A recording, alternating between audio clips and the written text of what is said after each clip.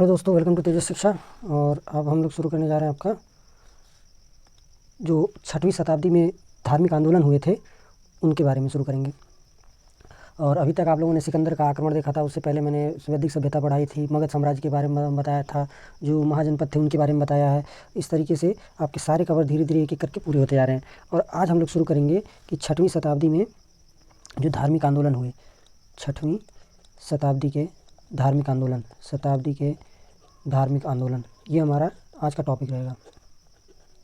धार्मिक आंदोलन मतलब कि जैसे आपका जैन धर्म हो गया, बौद्ध धर्म हो गया, जैन धर्म, बौद्ध धर्म, आजीवक, इन सब से भी क्वेश्चन अच्छे खासे बनते हैं। ये नहीं कि थोड़ा मोड़ा। आजीवक संप्रदाय, शैव संप्रदाय, और उसके बाद वैष्णव, इस्लाम और यहूदी, इस तरीके से जो इम्पोर्टेंट संप्रदाय हैं उनके बारे में हम लोग पढ़ेंगे, ठीक है। और आप लोग यकीन मानिए जितना मैं यहाँ पढ़ा दूंगा उससे बाहर नहीं आएगा। तो चलिए आज हम लोग शुरू करते हैं। और तेजस शिक्षा चैनल को सब्सक्राइब कर लीजिए। और आप लोग हिस्ट्री की जो प्लेलिस्ट मैंने बना दी है उस प्लेलिस्ट में जाकर आप लोग देख सकते हैं। एकदम शुरू से लेकर एकदम बेसिक से आपको पढ़ाया गया है। चलिए हम लोग ज़्यादा समय व्यर्थ न करते हुए इसे शुरू करते हैं। देखिए, वैदिक काल के कर्मकांडों से गंगा के मैदानों में कुल कितने संप्रदायों का जन्म हुआ? कुल 62 संप्रदायों का जन्म हुआ। करीब 62 संप्रदायों का जन्म हुआ था। और ये किस कारण से जन्म हुआ? क्योंकि जो वैदिक काल में कर्मकांड और ब्राह्मणों का वर्चस्व बहुत ज़्यादा हो गया था, इसकी वजह से। उसमें पहला आपका आता है जैन धर्म।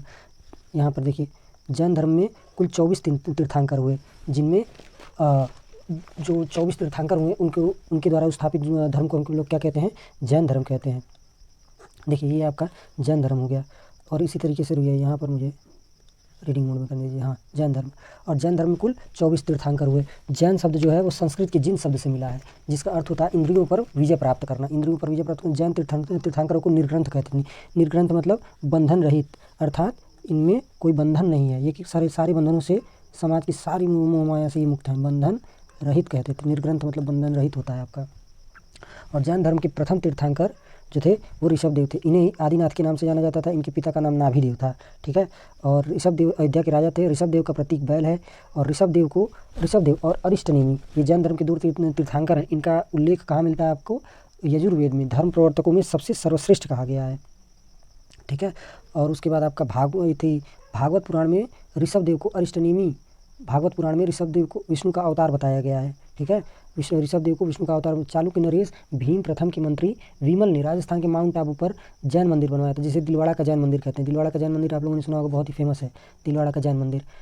ये मैं जल्दी जो लिख के बताने लग रहा हूँ वही मैं लिख के बताऊँगा। बाकी सारी चीज़ें आपको जल्दी जो रटने वाली चीज़ें हैं वो आप लोगों को, देखिए इसमें कुछ नया चीज़ बताने वाला है नहीं, और आप लोगों को नया बताने का कोई फ़ायदा भी नहीं है।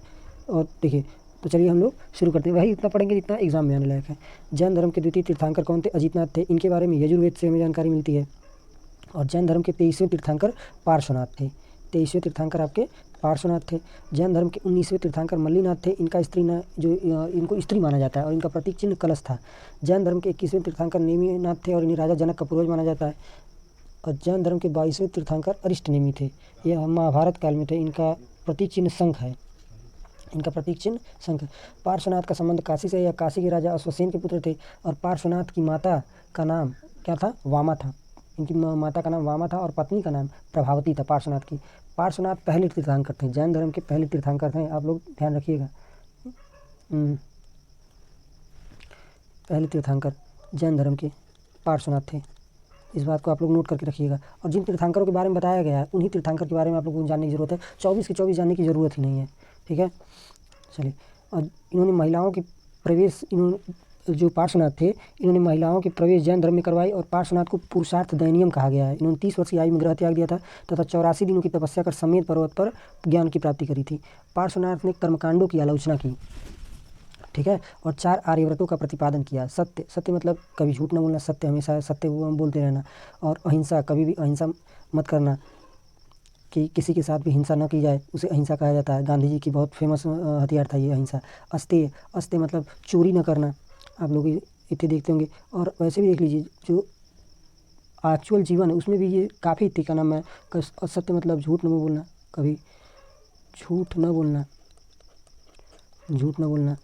और ये जीवन में उतारना भी काफ़ी ज़रूरी है। अहिंसा मतलब किसी से हिंसा भी नहीं करनी चाहिए। जो बातें प्यार से बोल के समझ के हो सकती हैं वो कभी हिंसा से हो ही नहीं सकती। हिंसा नहीं। अस्तेय मतलब चोरी न करना, चोरी न करना। अपरिग्रह, अपरिग्रह मतलब कभी भी अधिक ज़रूरत से ज़्यादा धन संचय न करना। आप लोगों ने बहुत एक फेमस लाइन सुनी होगी कि आदमी का घर जो होता है वो इतना बड़ा होता है मगर आदमी रहता कितने में, केवल इतने में, और बाकी में उसका ईगो रहता है। ये आप लोगों ने देखा होगा। ज़रूरत से ज़्यादा धन का संग्रहण न करना, धन संग्रहित न करना, संग्रहित जितना ज़रूरत है उतना ही, जितने में संतुष्टि आपको मिल जाए उतना ही। और जैन धर्म के 24वें तीर्थंकर महावीर स्वामी थे। इनका प्रतीक क्या था? शेर था। इनका प्रतीक याद रखिएगा। और जैन धर्म के वास्तविक संस्थापक इन्हीं को माना जाता है। अब चलिए महावीर स्वामी के बारे में हम लोग देखते हैं। महावीर स्वामी का जन्म 544 ईसा पूर्व वैशाली के निकट कुंडल ग्राम में हुआ था। इनके पिता का नाम सिद्धार्थ था जो कि जातक कुल के क्षत्रिय थे तथा माता का नाम त्रिशला था। और त्रिशला या इन्हें विदेह दत्ता भी कहा जाता था। उनकी पत्नी का नाम यशोदा था जो कि कुंडीय गोत्र की कन्या थी। महावीर स्वामी, इनकी पत्नी का नाम क्या था? यशोदा था, यशोदा। और इनकी महावीर स्वामी की मृत्यु कब हुई थी? महावीर स्वामी की मृत्यु मल्ल गणराज्य के पावापुरी में। ये इलाहाबाद हाईकोर्ट के RO में पूछा था कि महावीर स्वामी की मृत्यु कहाँ हुई थी। इलाहाबाद हाईकोर्ट AHC के RO में, RO पेपर में 527 ईसा पूर्व हुई थी। महावीर स्वामी के बचपन का नाम इनके वर्धमान था, वर्धमान। और जैन ग्रंथों में महावीर स्वामी के बचपन का नाम श्रेयांश बताया गया है, इसे आप लोग ध्यान में रखिएगा। महावीर स्वामी की पुत्री का नाम प्रियदर्शना था जिन्हें जैन ग्रंथों में अणुजा कहा गया है। और प्रियदर्शना की शादी महावीर स्वामी की बहन सुदर्शना के पुत्र जमाली से हुई थी। और जमाली जो था इनका पहला शिष्य भी था। महावीर स्वामी ने 30 वर्ष की उम्र में गृह त्याग दिया और 12 वर्ष की कठोर तपस्या के बाद इन्हें वैशाख माह के 10वें दिन जम्भीक ग्राम के पास, यहाँ कहाँ पर इन्हें जम्भीक ग्राम के पास ऋजुपालिका नदी के किनारे साल वृक्ष के नीचे ज्ञान प्राप्त हुआ था। महावीर स्वामी ज्ञान प्राप्ति के बाद कैवलीन कहलाने लगे थे। कैवलीन मतलब जिसे सारे सुख दुख और सारे समस्त ब्रह्मांड का ज्ञान प्राप्त हो गया, उसे कैवलीन कहा जाता है। ज्ञान प्राप्ति के बाद इन्होंने पहला उपदेश अपना कहाँ दिया? राजगृह की पिपलांचल पहाड़ी में। ये पूछ देता है कि महावीर स्वामी ने ज्ञान प्राप्ति के बाद पहला उपदेश राजगृह की पिपलांचल पहाड़ी में दिया था। और इन्होंने पार्श्वनाथ के 4 अणुवृत्त में क्या जोड़ा था? पंचम अणुवृत्त जोड़ा था। ठीक है, 4 अणुवृत्त कौन कौन से थे? सत्य, अहिंसा, अस्तेय और अपरिग्रह। ठीक है, उसमें पंचम अणुवृत्त क्या इन्होंने जोड़ा? देखिए, रुक जाइए, पेज ऊपर करने दीजिए। पार्श्वनाथ के 4 अणुवृत्त थे। अणुवृत्त मतलब सत्य था। और फिर उसके बाद उसी अणुवृत्त को ही आर्यावृत्त कहा जाता है। सत्य, अहिंसा, अभी मैंने पीछे बताया, अहिंसा, सत्य, अहिंसा, और क्या था? अस्तेय, कभी चोरी न करना, और था आपका अपरिग्रह, जरूरत से ज़्यादा धन का संग्रहण न करना। और उसके बाद इन्होंने महावीर स्वामी ने 5वां अणुवृत्त, ये चारों के चारों पार्श्वनाथ के द्वारा दिए थे। 5वां अणुवृत्त महावीर स्वामी ने जोड़ा ब्रह्मचर्य, ये 5वां अणुवृत्त था, ब्रह्मचर्य का पालन। और जैन धर्म के त्रिरत्न निम्नलिखित है: सम्यक दर्शन, सम्यक ज्ञान और सम्यक कर्म। यही आप लोगों में आता है। सम्यक दर्शन मतलब सम्यक मतलब अच्छा दर्शन, किसी के प्रति अच्छा। सम्यक ज्ञान, ऐसा ज्ञान अर्जित करें जो आपके काम आए, अच्छा आपके जीवन को सुधारे। सम्यक कर्म मतलब अच्छा कर्म करें। जैन धर्म में स्यादवाद यानी अनेकांतवाद का सिद्धांत सप्तभंग मार्ग है, सप्तभंग मार्ग है ये। और सप्तभंग मार्ग जिसे जैन गुरुओं ने परम तत्व की व्याख्या करने के लिए प्रतिपादित किया। महावीर स्वामी के 11 शिष्यों की मंडली को क्या कहा जाता था? गणधर कहा जाता था। 11 शिष्यों को, जिनमें से सुधर्मन नामक गणधर महावीर स्वामी की मृत्यु के बाद जैन धर्म का अध्यक्ष बना था। ठीक है, महावीर स्वामी का प्रथम शिष्य कौन था? जमाली था, पहला शिष्य, जिससे इनकी बेटी प्रभावती की शादी हुई थी। ठीक है, आप लोग उसे ध्यान, प्रभावती करें, प्रियदर्शना की शादी। ठीक है, इनकी महावीर स्वामी की बेटी की शादी प्रियदर्शना थी। प्रियदर्शना की शादी किससे हुई थी? जमाली से हुई थी। महावीर स्वामी की मृत्यु के बाद जैन धर्म 2 भागों में बट गया। पहला श्वेतांबर और दूसरा आपका दिगंबर। श्वेतांबर मतलब जो श्वेत वस्त्र धारण करते थे, और दिगंबर मतलब जो नंग धड़ंग रहते थे। श्वेतांबर श्वेत वस्त्र धारण करने वाले, श्वेत वस्त्र धारण करने वाले, और दिगंबर मतलब बिना कपड़ों के रहने वाले। ये आसमान को ही अपना वस्त्र समझते थे, बिना कपड़ों के जो रहते थे। ठीक है, और श्वेतांबरों का जो लीडर था वो कौन था? श्वेतांबरों के लीडर स्थूलभद्र थे। स्थूलभद्र, आप लोग ये नोट करके रखिएगा, स्थूलभद्र थे। और दिगंबर के कौन थे? दिगंबर के आपके थे भद्रबाहु।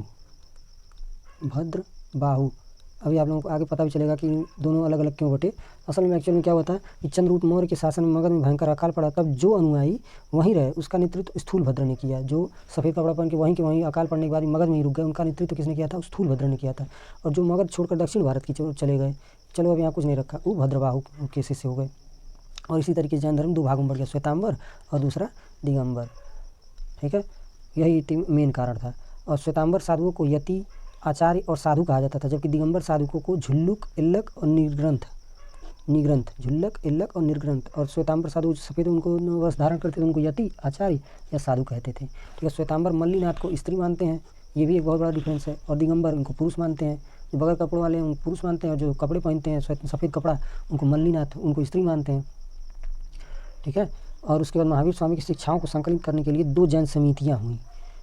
पहली जैन समिति हुई थी पाटलिपुत्र में हुई थी, और ये पहली जो जन संगति थी वो 4th सेंचुरी में हुई थी।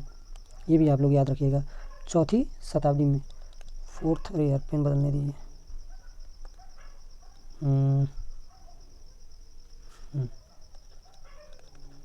4th सेंचुरी में हुई थी। ठीक है, और पाटलिपुत्र इसके अध्यक्ष कौन थे? स्थूलभद्र थे। ठीक है, और इस संगति में 12 अंगों का संकलन किया गया। 12 अंगों का संकलन किया गया इस संगति में। 12 अंगों का संकलन हुआ। और इसी संगति में भद्रबाहु ने भाग नहीं लिया और जैन धर्म 2 भागों में बढ़ गया था।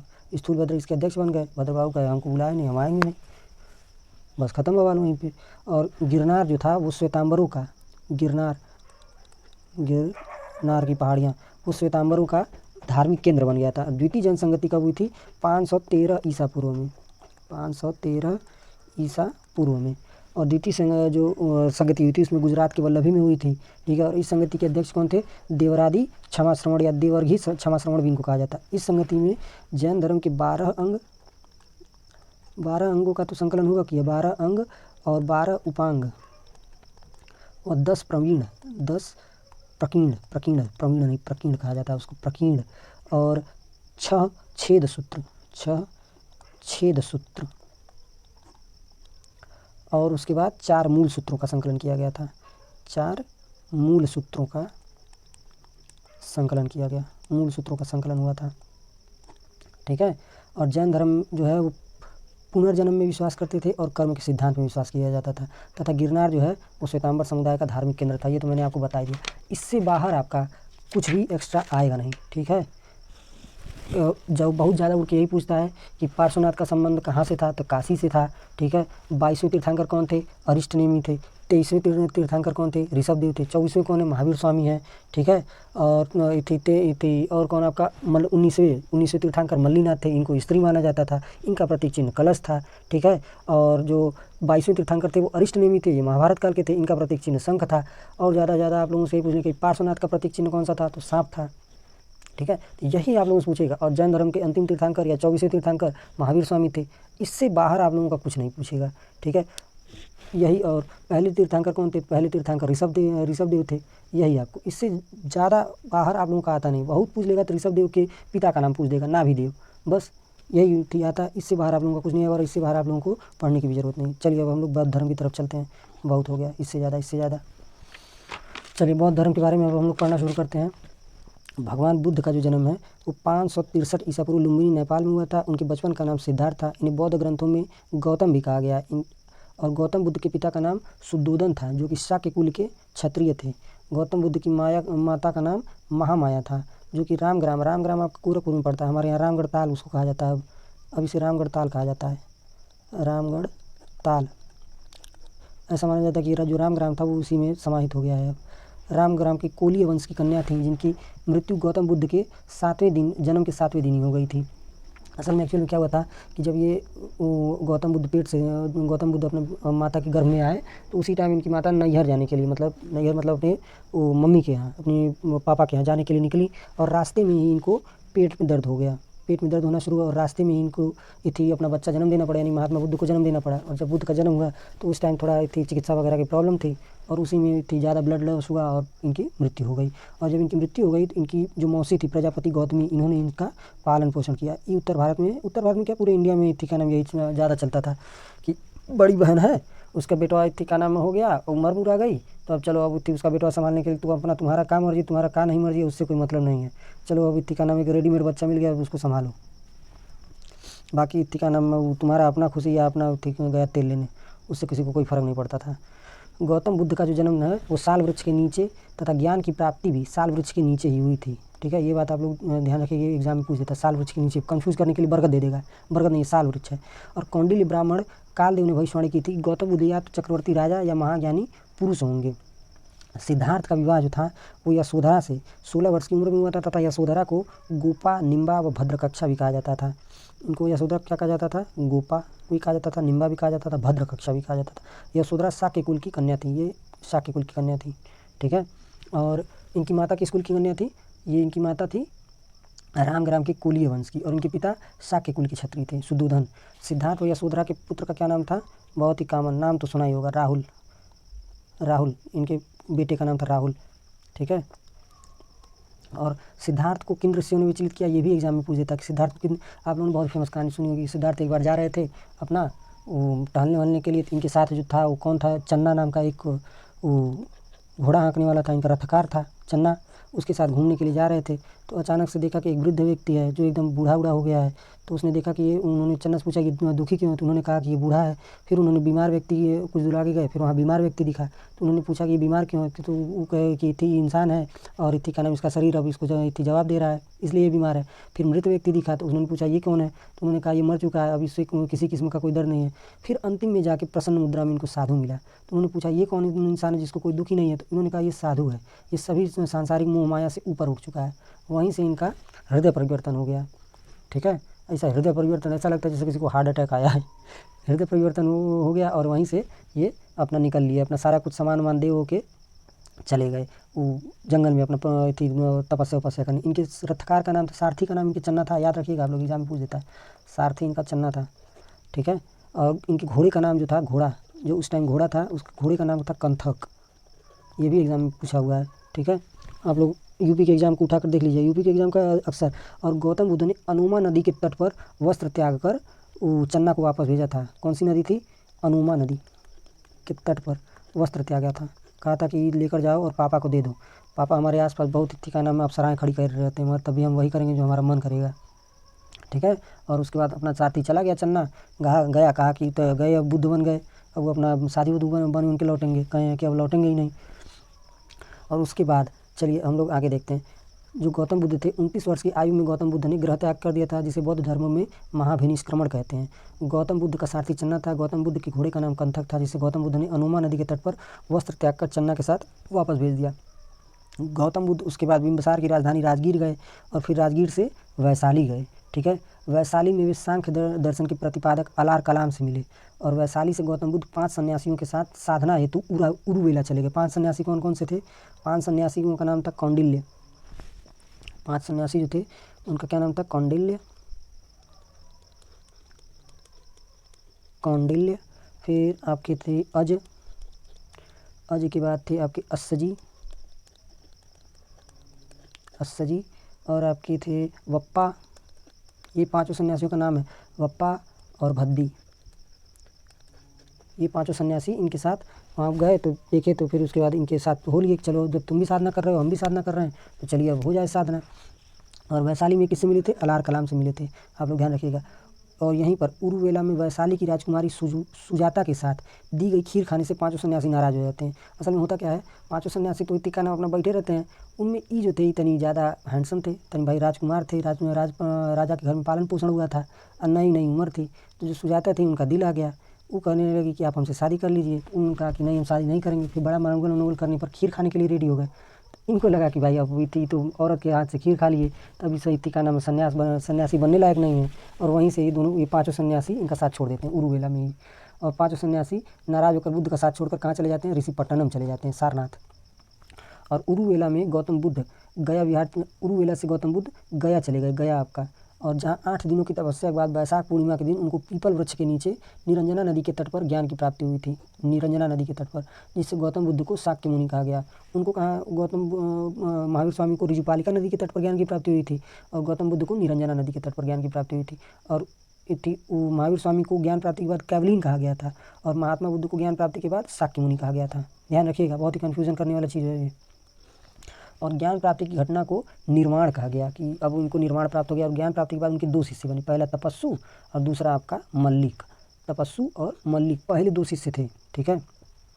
और ज्ञान प्राप्ति के बाद बुद्ध सारनाथ चले गए और प्रथम वर्षा काल जो था, पहला वर्षा काल आप महात्मा बुद्ध ने वहीं बिताया, यहीं बिताया। बुद्ध सारनाथ चले, ज्ञान प्राप्ति के बाद सबसे पहले बुद्ध सारनाथ, और उन 5 सन्यासियों से भी मुलाकात हो गई वहीं पर, और 5 सन्यासियों को पहला उपदेश दिया सारनाथ में, जिसे बौद्ध ग्रंथों में धर्मचक्र प्रवर्तन कहा गया। उन 5 सन्यासियों को पहला उपदेश, अपना पहला उपदेश उन 5 को दे दिया। गए देखे कि भाई, कहे कि हमको तो ज्ञान प्राप्त हो गया, ये सब अपना भाई रगड़ी रहे। फिर तब कहे ठीक है बताओ तब क्या ज्ञान प्राप्त हुआ। तो वहीं जब पहला उपदेश दिए उसी को बौद्ध ग्रंथों में धर्मचक्र प्रवर्तन कहा गया है।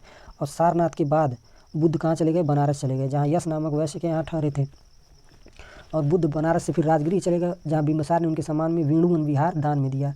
राजगीर में ही आनंद और उपाली को अपना शिष्य बनाया। राजगीर से पुनः अपने घर लुम्बिनी गए, वापस अपने घर गए और वहाँ उनका चचेरा भाई देवदत्त शिष्य बना। गौतम बुद्ध राजगीर से वैशाली गए, जहाँ वैशाली की नगरवधु आम्रपाली, नगरवधु मतलब जान लीजिए वही काम करने वाली थी, ये काम, ठीक है, आम्रपाली। और यहीं पर अपनी वैशाली में ही आम्रपाली को, यशोधरा को और प्रजापति गौतमी को शिष्य आनंद की सलाह पर बौद्ध संघ में महिलाओं के प्रवेश की भी आज्ञा दे दी। महिलाओं के प्रवेश की आज्ञा मिल गई, उसके बाद महिलाएं भी बौद्ध धर्म में आने लगी, ठीक है। और प्रथम महिला बौद्ध धर्म स्वीकार करने वाली उनकी मौसी माँ जो थी प्रजापति गौतमी थी। बिंबिसार की पत्नी क्षेमा और कौसंबी का राजा उदयन भी बुद्ध के शिष्य बन गए, जिसने घोषित राम विहार दान कर दिया था। और निर्वाण प्राप्ति के बाद, ठीक है, निर्वाण प्राप्ति के 20 वर्ष बाद बुद्ध श्रावस्ती पहुँचे, जहाँ अंगुलीमाल दस्यु की कहानी सुनी होंगी कि बुद्ध जा रहे थे जंगल से, तो सबको क्या करता था, उंगलियां काट के अपनी गटे में लटका लेता था। जितने लोगों को लूटता था गटे में उनकी उंगलियां काट के रख लेता था गले में। और उसके बाद वो गए, बुद्ध पूछे तुम्हारे पास क्या है, बुद्ध से पूछा तुम्हारे पास क्या है, तो उन्होंने कहा हमारे पास तो ज्ञान है। तो वहीं पर इसको ज्ञान दिए अंगुलीमाल दस्यु को, और उनका शिष्य बन गया डकैती छोड़ के, ठीक है।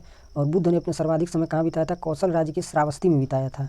और श्रावस्ती से फिर उसके बाद बुद्ध पावापुरी मल्ल गणराज्य पहुँचे, जहाँ इनके शिष्य चुंद के द्वारा शुकर का मांस परोसा गया। शुकर मतलब सुअर का मांस परोसा गया, जहाँ इनको अतिसार नामक रोग हो गया था। और फिर वह कुशीनगर गए, जहाँ सुभद्र को अंतिम उपदेश दिया। सबसे अंतिम उपदेश सुभद्र को दिया था और उनकी 80 वर्ष की आयु में 483 ईसा पूर्व में मृत्यु हो गई, ठीक है। इनका जन्म कब हुआ था? 563 ईसा पूर्व में, यानी टोटल 80 साल के जीवित थे। 563 में जन्म हुआ, 483 में इनकी मृत्यु हो गई, ठीक है।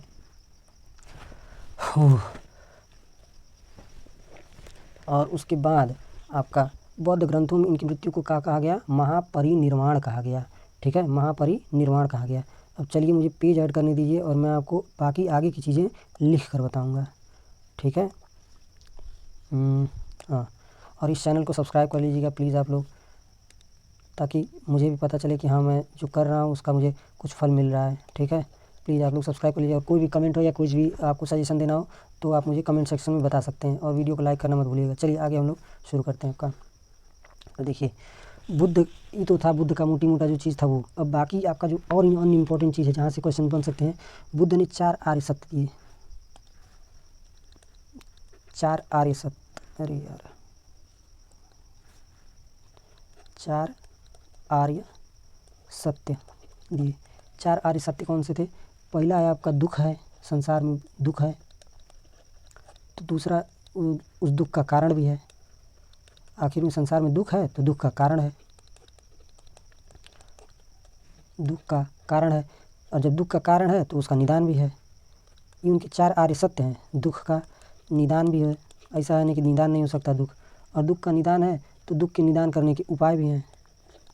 दुख के निदान करने के उपाय भी हैं, उन उपायों को अपनाना चाहिए। उन उपायों का क्या मतलब है? दुख का कारण क्या है? अविद्या और तृष्णा है। और दुख का कारण क्या है? अविद्या मतलब ज्ञान, और जिसके पास ज्ञान नहीं, और तृष्णा है, तृष्णा यानी ज्ञान की चाह। दुख निदान के लिए बुद्ध ने कौन कौन से मार्ग बताए? 8 मार्ग बताए। दुख निदान के लिए बुद्ध ने अष्टांगिक मार्ग के निदान हेतु बुद्ध ने अष्टांगिक मार्ग बताए। 8 मार्ग, अष्टांगिक मार्ग उनको कहा जाता है। अष्टांगिक मार्ग बताए। ठीक है, अष्टांगिक मार्ग बताए जिसमें 3 भाग, इन्हें अष्टांगिक मार्गों को 8 मार्ग बताए और उन्हें कितने भागों में बांटा? 3 भागों में। पहला है आपका प्रज्ञा, ये बौद्ध धर्म की त्रिरत्न है, प्रज्ञा। दूसरा है आपका शील और तीसरा है आपका समाधि। इन 8 अष्टांगिक मार्गों को इन 3 कैटेगरी में बांटा गया है। ठीक है, और प्रज्ञा में आपका क्या है? प्रज्ञा में है आपका सम्यक दृष्टि। पेन बदल देता हूँ मैं।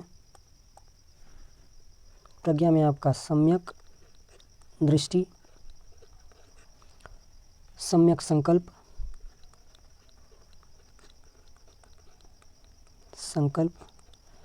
और है आपका सम्यक वाक।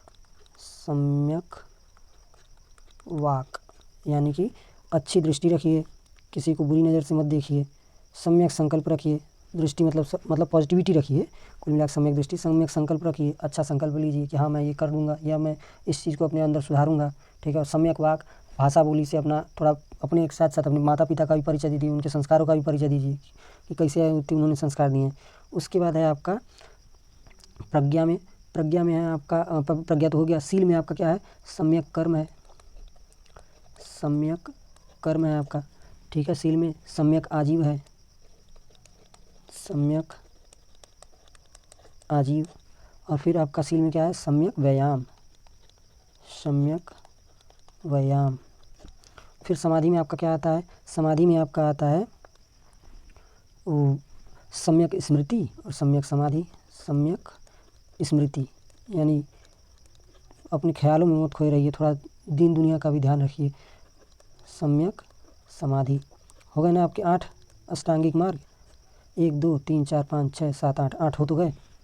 और फिर उसके बाद बुद्ध ने 10 शीलों का भी प्रतिपादन किया, 10 शील का भी प्रतिपादन किया। 10 शील कौन कौन से थे? ये अनिश्वरवादी हैं, बुद्ध पुनर्जन्म में मानते हैं और कर्मफल में मानते हैं। ठीक है, और बुद्ध की पुनर्जन्म की कथाओं का पहले 10 शील देख लीजिए। 10 शील आपके कौन कौन से हैं? पहला है आपका 10 शील, ये आपके हैं अहिंसा, सत्य, अहिंसा, सत्य, अस्तेय। वही जो हर एक धर्म सिखाता, ऐसा उन्होंने कुछ नया नहीं बताया था, मगर यही है कि जो बताया था वो अच्छे से बताया था। ब्रह्मचर्य, ये हर धर्म में बताया जाता है, ब्रह्मचर्य। फिर है आपका दोपहर के बाद भोजन न करना, और हर विद्यार्थी को करना भी नहीं चाहिए दोपहर के बाद भोजन न करना। फिर आपका क्या था? व्यभिचार न करें, यानी व्यभिचार न करें। और फिर आपका क्या था? मादक पदार्थों का त्याग, शराब आदि का मतलब सेवन न करें, मादक पदार्थों का त्याग।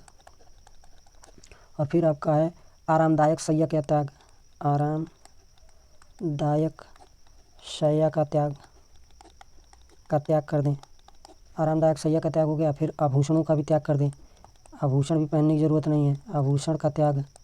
ये आपके 10 शील हैं। ठीक है, और ये एग्ज़ाम में पूछ देता। और उसके बाद ज्ञान, ये आपके 10 शील हैं। 10 शील गिन लीजिए, देखिए ज्ञान 1 2 3 4 5 6 7 8 9 10। 10 शील कौन कौन से? अहिंसा, सत्य, अस्तेय, ब्रह्मचर्य, दोपहर के बाद भोजन न करना, व्यभिचार न करना, मादक पदार्थों का त्याग, आरामदायक शैया का त्याग, आभूषण का त्याग, और 10वां है आपका ज्ञान। ठीक है, और बौद्ध धर्म जो है 10 शील और कर्मफल में भी मानते थे और पुनर्जन्म में भी विश्वास रखते थे। जो महात्मा बुद्ध का बौद्ध धर्म है, ये पुनर्जन्म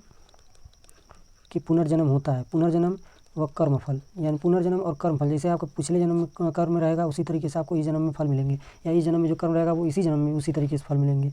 ठीक है, और उसके बाद आप लोगों का एग्जाम में पूछ देता है बौद्ध संगीतियों से। चलिए हम लोग हेडिंग डालते हैं बौद्ध संगीतियाँ।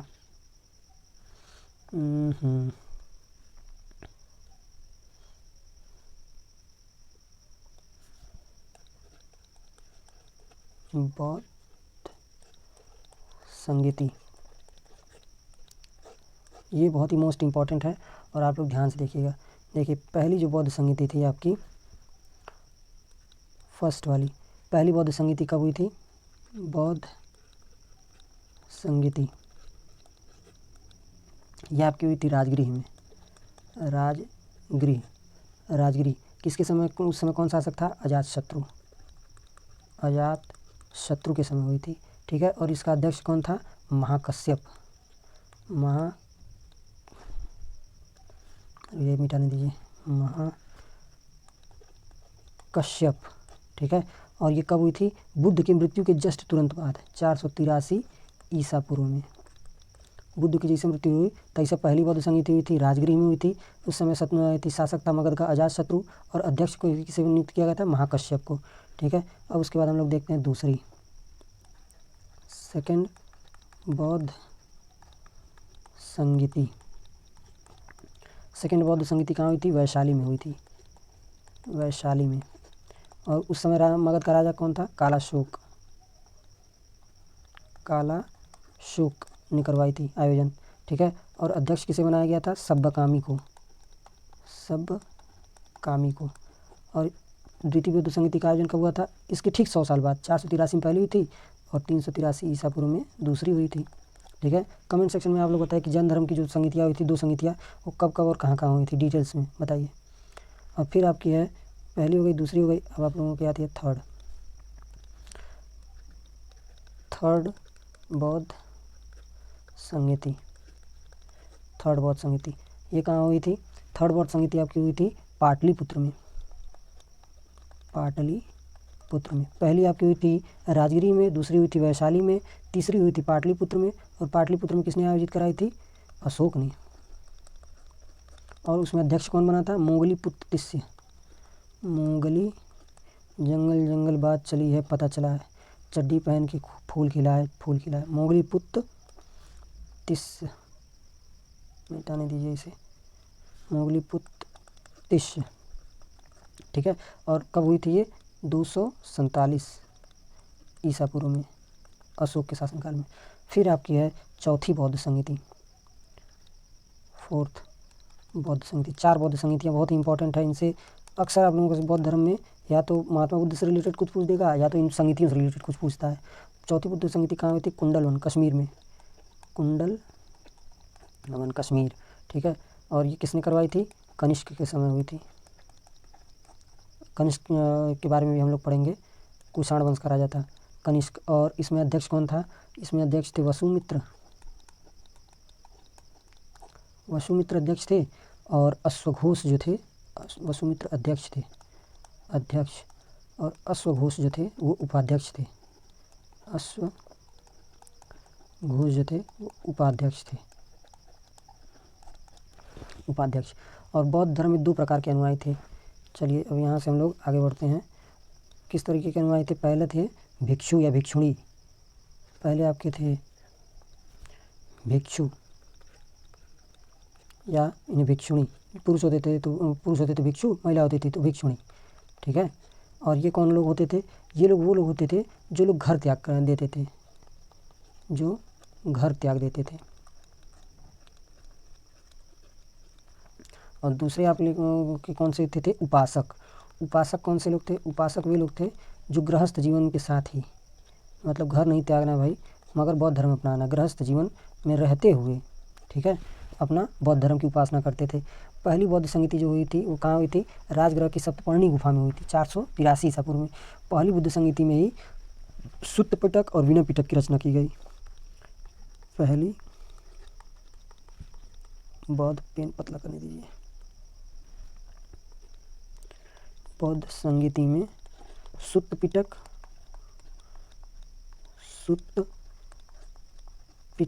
त्रिपिटक हैं बुद्ध धर्म के, सुत्त पिटक, विनय पिटक और अभिधम्म पिटक। तो उसमें से जो सुत्त पिटक हैं और विनय पिटक, अभिधम्म पिटक के बारे में भी हम लोग बाद में देखेंगे, विनय पिटक, इनकी रचना कब हुई थी?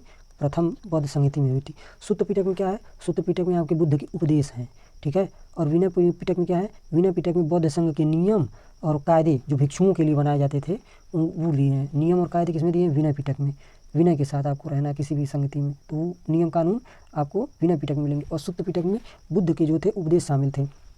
और द्वितीय बौद्ध संगीति में बौद्ध धर्म 2 भागों में बट गया। चलिए पेज ऊपर करने दीजिए क्योंकि होगा ही नहीं। हाँ, जो द्वितीय बौद्ध संगीति थी उसमें द्वितीय बौद्ध संगीति में बुद्ध धर्म क्या हुआ था? 2 भागों में बढ़ गया था। पहला था आपका अस्थावर, ठीक है, या थेरावादी इनको कहा जाता था, ठीक है।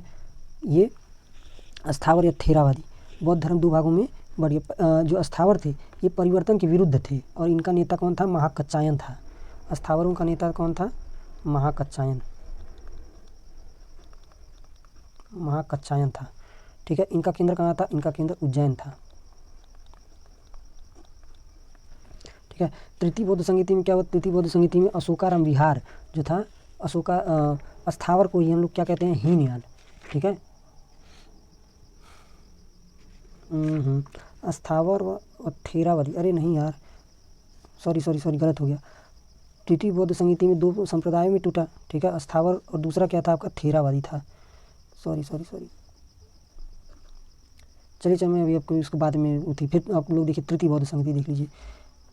तृतीय बौद्ध संगीति में अशोक ने क्या किया था? अशोकाराम विहार बनवाया 247 ईसा पूर्व में। तृतीय बौद्ध संगीति में क्या हुआ था? अशोक ने जो था, अरे यार, अशोक ने कौन सा विहार बनवाया था? अशोकाराम विहार जो था वो बनवाकर इन्हें दान कर दिया था। कब किया था दान? 247 ईसा पूर्व में। ठीक है, और इसी संगीति में, तृतीय बौद्ध संगीति में ही अभिधम्म पिटक की रचना हुई। सुत्त पिटक और विनय पिटक की रचना तो पहली बौद्ध संगीति में हुई थी, इसमें अभिधम्म पिटक की रचना हुई। त्रिपिटक, अभिधम्म पिटक की रचना हुई। ठीक है, अभिधम्म पिटक में क्या लिखा है? इसमें बौद्ध धर्म का दर्शन लिखा हुआ है। सुत्त पिटक में आपका बुद्ध के उपदेश है, विनय पिटक में आपके नियम और कायदे कानून है बौद्ध धर्म से रिलेटेड, और अभिधम्म पिटक में आपके बौद्ध धर्म का दर्शन लिखा है। इस तरह त्रिपिटक की रचना हुई। त्रिपिटक, इनमें तीनों को मिलाकर क्या कहा जाने लगा? त्रिपिटक। त्रिपिटक में आपके था विनय पिटक, सुत्त पिटक पहले, सुत्त पिटक, फिर आपका विनय पिटक, और आपका था अभिधम्म पिटक। ठीक है, ये आप लोग नोट कर लीजिएगा। और बौद्ध संगीति, बौद्ध धर्म ने संस्कृत इसी जो चलिए आगे, फिर आपका आता है चतुर्थ बौद्ध संगीति। चतुर्थ बौद्ध संगीति में क्या हुआ था? चलिए ये बताइए कि चतुर्थ बौद्ध संगीति आयोजित कहाँ हुई थी?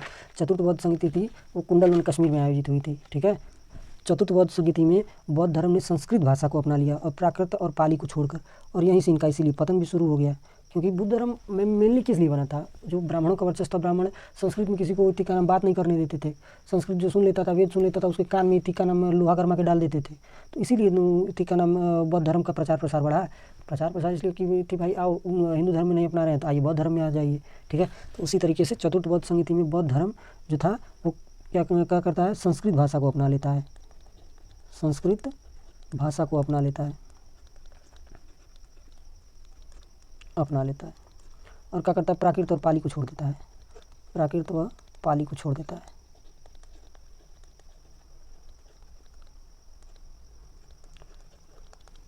ठीक है, और चतुर्थ बौद्ध संगीति में क्या होता है? बौद्ध धर्म जो था वो हीनयान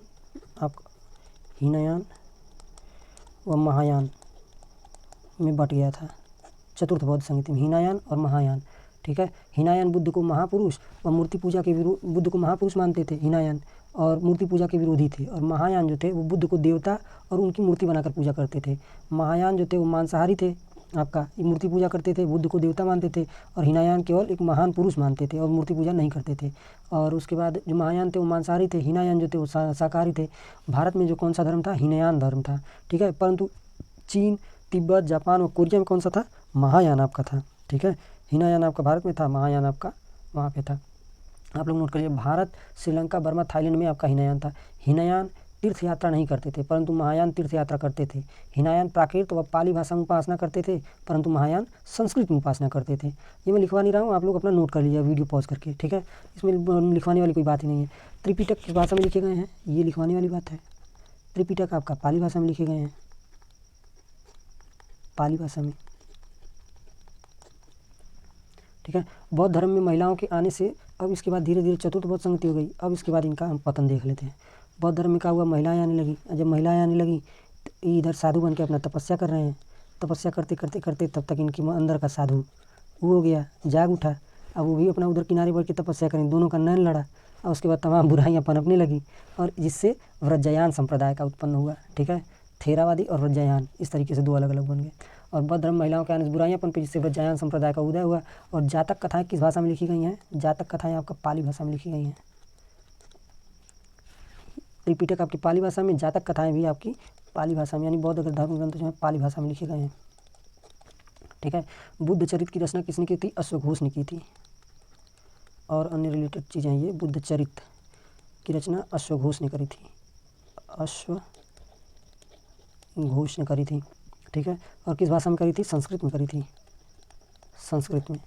और सौरदानंद भी किसने लिखी थी? अश्वघोष ने। अश्वघोष ने एक सौरदानंद नामक बुक भी लिखी थी, वो भी बौद्ध धर्म से रिलेटेड था, सौरदानंद। ठीक है। सारीपुत्र प्रकरण एक नाटक है जिसे अश्वघोष ने लिखा था। सारीपुत्र प्रकरण नाटक ये किसने लिखा था? बौद्ध धर्म पर आधारित, इसे अश्वघोष ने लिखा था। और क्या लिखा था अश्वघोष ने? व्रज सूची लिखी थी, व्रज सूची। ये सारे पूछे हुए एग्जाम में बुक्स हैं। ठीक है, कि किसने लिखा था? ललित विस्तार जो है वो महायान संघ का ग्रंथ है जिस पर लाइट ऑफ एशिया, ये आपका आरो यारो में पूछा है। ललित विस्तार से प्रभावित होकर कौन सी बुक लिखी गई थी? Light of Asia. Mahatma Buddha को इसीलिए लाइट ऑफ एशिया भी कहा जाता था, एशिया, ब्रिटिश के द्वारा। और ये किसने लिखी थी light of Asia? Edwin Arnold ने, एडविन अर्नोल्ड। अभी 2-1 साल से ये एग्जाम में नहीं आ रहा, नहीं तो पहले लाइट ऑफ एशिया बहुत आता था। Light of Asia UP board से जो पढ़े होंगे उनके अंदर पूरा उनमें दिया हुआ भी होता था लाइट ऑफ एशिया पूरा पढ़ने के लिए। बौद्ध धर्म का पतन धीरे धीरे किन कारणों से हुआ? बौद्ध धर्म का पतन धीरे धीरे कर्मकांडों, अनुष्ठानों व विलासिता के आने के कारण हुआ। और धीरे धीरे क्या होने लगा? ब्राह्मण धर्म में भी सुधार आने लगा। जब देखे कि ये धर्म बहुत ज़्यादा हावी हो रहे हैं तो इनमें सुधार भी आने लगा तमाम। ब्राह्मण धर्म में सुधार आने लगा। लोग क्या करने लगे? लोग बुद्ध को किससे जोड़कर देखने लगे? विष्णु से जोड़कर, कि विष्णु के अवतार है। अब बताइए, जिसका विरोध करने के लिए ही आपका उत्ती का नाम आपने धर्म बनाया कि हाँ यहाँ पर बहुत ज़्यादा ऊंच नीच का भेदभाव, ये है वो है, तमाम तरीके की परेशानियाँ।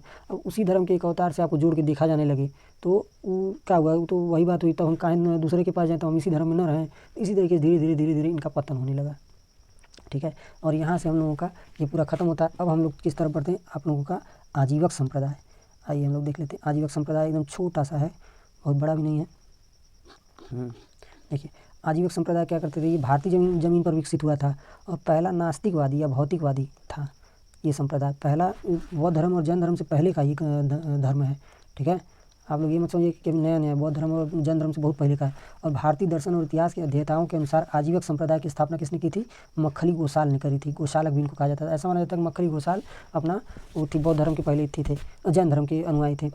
ईसा पूर्व 5वीं सदी में 24वें तीर्थंकर महावीर स्वामी और महात्मा बुद्ध के उभार से पहले यह भारतीय भूभाग पर प्रचलित सबसे प्रभावशाली दर्शन था अपना। और इस दर्शन में क्या दिया हुआ था? इस दर्शन में ये बताया गया था कि जीवन जो है एक धागा है और उसमें आपको कर्म कर, आप चाहे कितनों इत्थि करें उसी तरीके से होगा जो लिखा हुआ रहेगा। पहले से जो लिखा हुआ है उसी तरीके से होगा। आप किसी कितना भी करें, कितनी भी अच्छे से सिलाई बुनाई करें, मगर धागा वही जाकर सिलेगा बुनेगा। ठीक है, तो जीवन की तुलना एक धागे से करी गई थी। इसमें आप धागे को बदल नहीं सकते हैं। और फिर उसके बाद विद्वानों ने आजीवक संप्रदाय के दर्शन को नियतिवाद कहा था। नियतिवाद मतलब सब कुछ पहले से ही फिक्स है, आपके कुछ कर्म करने या ना करने, अच्छा कर्म या बुरा कर्म करने से कुछ नहीं होने वाला है, वही होगा जो राम रचि रखा है। इस तरीके का कुछ धर्म था। और ऐसा माना जाता था कि आजीवक जो है श्रम नग्न रहते थे और परिव्राजकों की तरह घूमते थे। और आजीवक जो है ईश्वर, पुनर्जन्म, कर्मकांड यानी किसी भी तरह के उनका विश्वास नहीं था। और आजीवक संप्रदाय का तत्कालीन जनमानस और राज्य सत्ता पर कितना प्रभाव था, इसका अंदाज़ा इसी बात से लगाया जा सकता है कि अशोक और उसके पोते दशरथ ने बिहार के जहानाबाद में, गया आपका पुराना जो गया जिला, वहाँ पे दशरथ ने स्थित बराबर की पहाड़ियों में 7 गुफाओं का निर्माण कर उन्हें आजीवकों को समर्पित किया था। बराबर की गुफाएं, और वहीं से इनके ज़्यादा थी अवशेष मिलती नहीं है ना, तो इनके बारे में ज़्यादा कुछ ऐसा चीज़ पता ही है। ठीक है, क्योंकि अधिकतर जो चीज़ें थी वो मिटा दी गई हैं। अब हम लोग देखते हैं अन्य प्रमुख धर्म कि अन्य प्रमुख धर्म कौन कौन से थे। तो चलिए, अन्य प्रमुख धर्मों में पहले हम लोग देखेंगे, सबसे पहले हम लोग देखेंगे कौन सा? आपका ब्राह्मण धर्म। रुक जाइए, पेज यहाँ पर ऊपर, पेन बदलने नहीं दीजिए।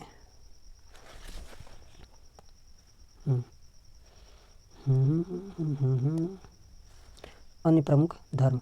अन्य प्रमुख धर्म में कौन कौन से? पहले हम लोग देखेंगे ब्राह्मण धर्म। ब्राह्मण धर्म, ठीक ठीक है। ब्राह्मण धर्म के प्रणेता ब्राह्मण ही थे, ठीक है। इस धर्म की स्थापना ब्राह्मणों के द्वारा वैदिक काल में करी गई थी और ब्राह्मण धर्म को वैदिक धर्म के नाम से जाना जाता था।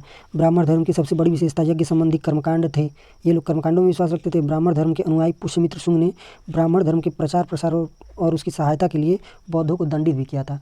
पुष्यमित्र शुंग दशरथ का जो सेनापति था, जिसने मौर्य वंश के बाद अपने शुंग वंश की नींव रखी थी, उसने पुष्यमित्र शुंग ने ब्राह्मण धर्म, धीरे धीरे बौद्ध धर्म बहुत ज़्यादा फल फूल गया था, वो हिंदू धर्म के ऊपर हावी होने लगा था।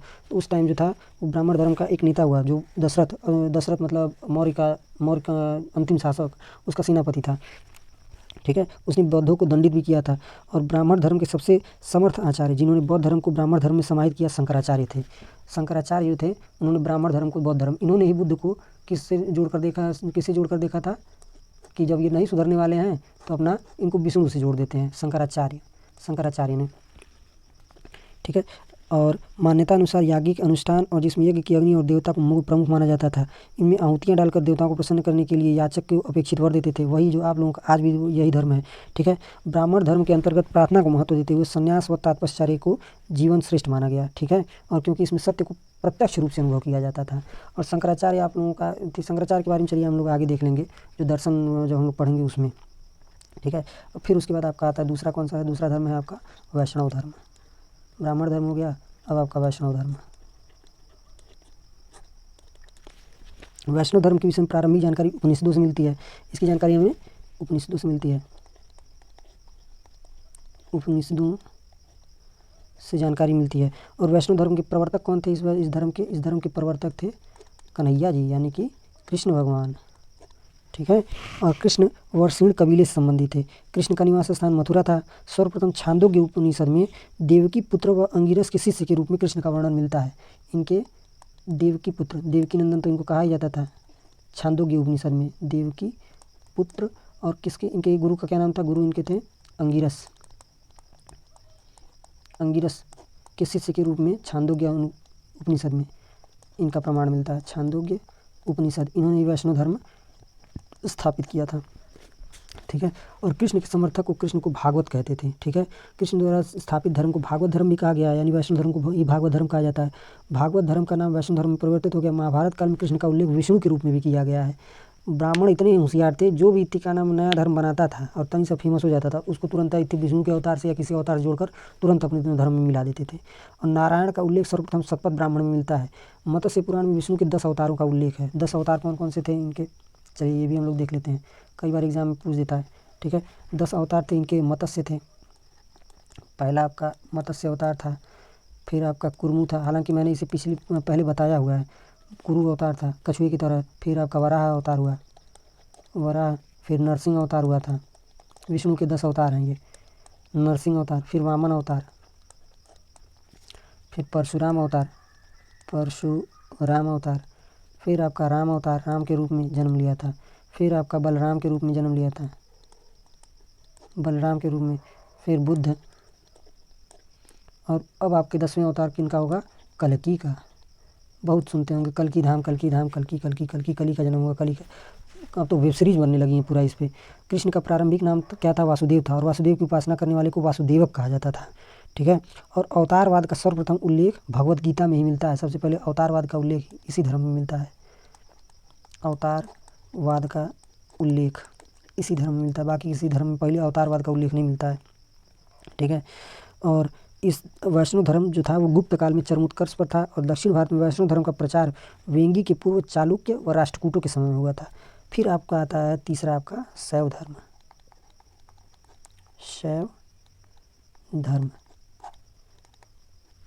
शैव धर्म लोग किसकी पूजा करते थे? शिव की पूजा करते थे, शिव की पूजा, ठीक है। और इसमें वैसे कुछ जानने वाला बात है नहीं, मगर फिर भी चलिए बता देता हूँ, तो आप लोग आसपास देखते होंगे। शिव जो भक्ति के विषय में प्रारंभिक जानकारी हमें सिंधु घाटी सभ्यता से मिलते हैं। किसकी? पशुपति की जो सील मिली थी, पशुपति 3 सिंह जिनके सर पर थी और ध्यान मुद्रा में बैठे हुए, वैसे सील मिलती है। तो इसकी शिव भक्ति के जो पहले साक्ष्य मिलते हैं हमें वहाँ से सिंधु घाटी सभ्यता से मिलते हैं। ऋग्वेद में शिव के लिए रुद्र शब्द का प्रयोग किया गया है। अर्थवेद में शिव को भव कहा गया है, सर्व कहा गया, पशुपति व भूपति कहा गया है, ठीक है। श्वेताश्वर व असर्विष्ट उपनिषद में भगवान रुद्र की महानता का उल्लेख किया गया। लिंग पूजा का पहला स्पष्ट वर्णन जो है वो मत्स्य पुराण में मिलता है, लिंग पूजा का स्पष्ट रूप से वर्णन, ठीक है। और उसके बाद देखिए प्रमुख संप्रदाय, प्रमुख संप्रदाय का इसमें जो शैव धर्म के जो प्रमुख संप्रदाय थे उनके बारे में आप लोग देख लीजिए, ये भी एग्ज़ाम में काफ़ी मोस्ट इम्पॉर्टेंट हो जाते हैं। देखिए, पहला आपका संप्रदाय है वैष्णव, ठीक है। वैष्णव धर्म के का मत क्या था? इसका मत था विशिष्टाद्वैतवाद, विशिष्टाद्वैतवाद। और इसके प्रतिपादक कौन थे? आचार्य रामानुजाचार्य, रामानुज ने इसे प्रतिपादित किया विशिष्टाद्वैतवाद को वैष्णव धर्म में। और फिर उसके बाद आपका आता है ब्रह्म संप्रदाय। और इन्होंने किसका प्रतिपादन किया? द्वैतवाद का। द्वैतवाद में क्या इसके प्रतिपादक कौन थे? आनंद तीर्थ। फिर आपके रुद्र संप्रदाय में शुद्धाद्वैतवाद, ठीक है। इसको किसने प्रतिपादित किया? विष्णु स्वामी। फिर आपके वल्लभाचार्य सनक संप्रदाय। और ये किसने? द्वैताद्वैतवाद। और किसने प्रतिपादित किया? निम्बार्क ने प्रतिपादित किया। और देखिए, लिंग पूजा का पहला स्पष्ट साक्ष्य तो आपको मत्स्य पुराण में मिला था, और महाभारत के अनुशासन पर्व में भी लिंग पूजा का उल्लेख है, ठीक है। और पतंजलि के द्वारा लिखित महाभाष्य, ये सब संप्रदाय से रिलेटेड मैं बता रहा हूँ सारा कुछ। पतंजलि की महाभाष्य में शिव की मूर्ति बनाकर पूजा करने का प्रथम वर्णन वहीं पे मिलता है, ठीक है। और उसके बाद आप लोगों का गुप्त काल में हरिहर के रूप में शिव की विष्णु के साथ सर्वप्रथम मूर्तियाँ बनाई गई, ठीक है।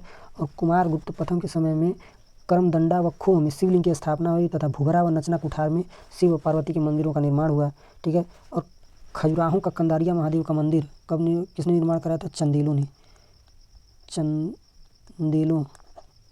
ने खजुराहो के कंदारिया महादेव, खजुराहो, शादी के बाद बीवी के साथ जाइएगा, खजुराहो के कंदारिया महादेव मंदिर का निर्माण इन्होंने ही करवाया था, चंदेलों ने, ठीक है। और एलोरा के प्रसिद्ध कैलाश मंदिर का निर्माण किसने करवाया था? शिव को समर्पित वो कराया था राष्ट्रकूटों ने एलोरा के शिव मंदिर का निर्माण कराया था, ठीक है। दक्षिण भारत में नायनार संतों ने पल्लव काल में शैव धर्म का प्रचार किया। तंजौर में राजराजेश्वर शैव मंदिर का निर्माण चोल राजा राजराज प्रथम ने करवाया था। तंजौर में मंदिरों से रिलेटेड मैंने शॉर्ट्स वीडियो डाल रखे हैं, उनको जाके आप लोग चेकआउट कर लीजिएगा। राजराजेश्वर मंदिर चोल शासक, राजराजेश्वर मंदिर किसने बनवाया था? चोल शासक राजेंद्र चोल ने बनवाया था तंजौर में। और वामन पुराण में जो है शैव संप्रदाय की संख्या 4 बताई गई है। शैव, पाशुपत, कापालिक और कालामुख, इनके बारे में ज़्यादा डिटेल में मैं नहीं जाऊँगा, बहुत हो गया शैव संप्रदाय। अब हम लोग चलते हैं इस्लाम की तरफ। इस्लाम धर्म, इससे भी एग्ज़ाम में क्वेश्चंस आते हैं अच्छे खासे। इस्लाम धर्म के संस्थापक कौन थे? हज़रत मोहम्मद साहब, ठीक है। और कई बार इस्लाम से एकदम डिटेल में पूछ दिया है। हज़रत मोहम्मद का जन्म कब हुआ था? 570 ईस्वी में मक्का में हुआ था, ठीक है। और हज़रत मोहम्मद साहब के पिता का नाम क्या था? इनके हज़रत मोहम्मद के बाप का नाम था अब्दुल्ला, और माता का नाम क्या था? अमीना था, ठीक है। और हज़रत मोहम्मद को 610 ईस्वी में मक्का के पास हीरा नामक गुफा में ज्ञान की प्राप्ति हुई थी। हीरा गुफा में ज्ञान की प्राप्ति हुई थी। ज्ञान की प्राप्ति हीरा नामक गुफा में हुई थी मक्का के पास, ठीक है। और थी हज़रत ने मक्का से मदीना की यात्रा को हिजरी, जब मक्का से मदीना की यात्रा की थी, कब की थी? 622 ईस्वी में। तो इसे हिजरी सनवत की शुरुआत हुई। हिजरी सनवत की शुरुआत मक्का से मदीना की यात्रा में हुई थी, ठीक है। और मोहम्मद की शादी, हज़रत मोहम्मद की शादी 25 वर्ष की उम्र में, 25 किससे हुई थी? खदीजा से। खदीजा नाम की एक विधवा थी, उससे हुई थी हज़रत मोहम्मद की शादी 25 वर्ष की उम्र में। और मोहम्मद की पुत्री का नाम क्या था? खदीजा से इनको क्या हुई थी? एक पुत्री हुई थी। इनकी पुत्री का क्या नाम था? फ़ातिमा। फ़ातिमा। और फ़ातिमा के पति का क्या नाम था? फ़ातिमा के पति का नाम था अली हुसैन। फ़ातिमा की शादी अली हुसैन से हुई थी। आप लोग सुनते होंगे या हुसैन या हुसैन या हुसैन, उसी में, ठीक है। और देवदूत जिब्राइल ने पैगंबर मोहम्मद साहब को कुरान जो थी अरबी भाषा में दी थी। किसने दी थी? जिब्राइल, यानी गैब्रियल भी उसे कहते हैं। गैब्रियल ने कुरान दी थी, कुरान अरबी भाषा में मोहम्मद पैगंबर को दी थी। और कुरान इस्लाम धर्म का पवित्र ग्रंथ है। पैगंबर मोहम्मद साहब ने कुरान की शिक्षाओं का उपदेश दिया। और हज़रत मोहम्मद की मृत्यु कब हुई थी? 632 ईस्वी में हुई थी। ये बहुत बाद का धर्म है। और हज़रत मोहम्मद को कहाँ दफनाया गया? मदीना में। मक्का मदीना की यात्रा लोग इसीलिए करते हैं। हज़रत मोहम्मद की मृत्यु के बाद इस्लाम जो है सुन्नी और शिया नामक दो पंथों में विभाजित हो गया। इनकी मृत्यु के बाद सुन्नी एक बने और दूसरे आपके बने शिया, ठीक है। सुन्नी उसे कहते हैं जो सुन्ना में विश्वास करते हैं। सुन्ना मोहम्मद पैगंबर साहब के कथनों और कार्यों का विवरण है। फिर आपका आता है ईसाई धर्म, पेज ऊपर, ईसाई धर्म। ईसाई धर्म, ईसाई धर्म के संस्थापक कौन थे? ईसा मसीह। ईसा मसीह जो थे ईसाई धर्म के संस्थापक थे। और बाइबिल इनका पवित्र ग्रंथ है। ये तो आप लोग जानते ही हैं, एग्जाम कह रहे हैं, मूवी में बहुत देखा होगा। ईसा मसीह का जन्म स्थान कहाँ था? जेरूसलम। इनका जन्म जेरूसलेम में हुआ था, ठीक है। ईसा मसीह को जन्मदिन जिस दिन इनका जन्म हुआ था उसको किस रूप में मनाते हैं? क्रिसमस के रूप में, क्रिसमस। ईसा मसीह की माता का नाम क्या था? मैरी था। माता का नाम मैरी। और पिता का नाम क्या था? जोसेफ। मैडम मैरी और जोसेफ। ईसा ने अपने जीवन के प्रथम 30 वर्ष एक बढ़ई के रूप में बैथलेहम के निकट नाजरेथ में बिताए थे। ईसा मसीह के प्रथम दो शिष्य कौन थे? एंडूस और पीटर।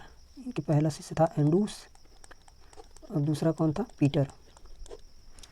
और ईसा मसीह को कब सूली पर चढ़ाया गया? 33 ईस्वी में, ठीक है। सूली पर रोमन गवर्नर पोंटियम ने चढ़ाया था। ईसाई धर्म का सबसे पवित्र चिन्ह क्रॉस है। ये तो आप लोग देखते ही होंगे, तमाम नन वगैरह में, कंज्यूरिंग मूवी में देखे होंगे। ईसाई तृत्व तत्व में विश्वास करते हैं। ईश्वर जो होता है वही पिता है, ईश्वर पुत्र है और ईश्वर ही पवित्र आत्मा है। फिर आप लोगों का आता है पारसी धर्म।